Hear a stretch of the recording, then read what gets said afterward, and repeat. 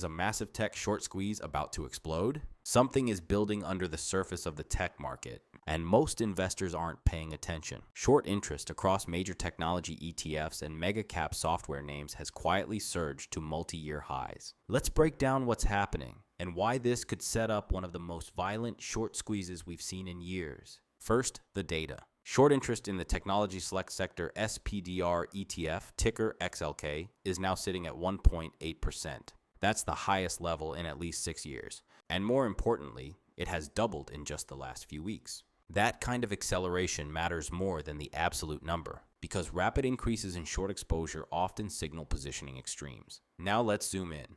On Wednesday alone, investors shorted more than 58 million shares of Microsoft. That represents roughly 0.8% of its free float. For context, that's near the high end of Microsoft's short interest range over the last 5 years. This isn't a small cap meme stock.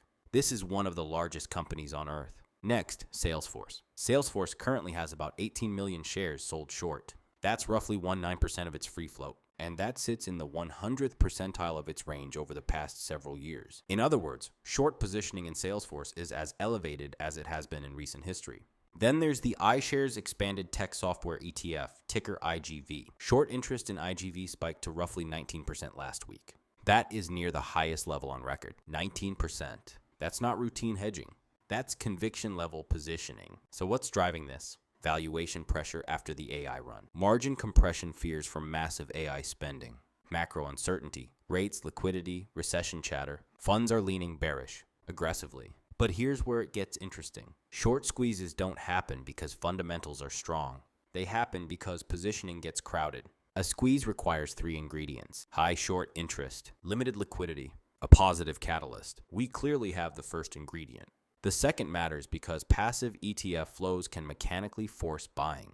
If capital rotates back into tech, those ETF inflows can create upward pressure quickly. The third ingredient, the catalyst, is the wild card. It could be stronger earnings, clear AI monetization proof, stabilizing bond yields, a dovish Fed shift, buyback acceleration, or simply positioning exhaustion. Remember this. Short sellers are future buyers. Every short must eventually be covered. When covering begins in size, price doesn't move gradually. It gaps. We've seen this dynamic before. 2020's tech melt-up, the 2021 squeeze cycle, multiple software rebounds in 2023. When positioning reaches extremes, the unwind is rarely orderly. Does this guarantee a squeeze? No. Sometimes shorts are right.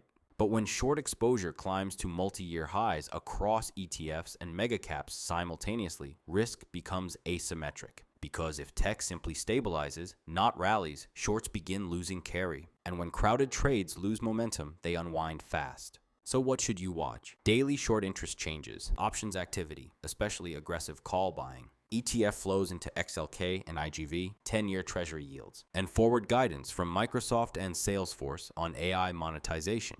If those turn even slightly positive while short positioning remains elevated, you have the setup. Markets move on positioning. Right now, positioning is leaning heavily bearish in tech. And when everyone leans one way, markets have a habit of leaning the other. Short exposure is hitting multi-year highs. Volatility is building. The only question now is which direction breaks first.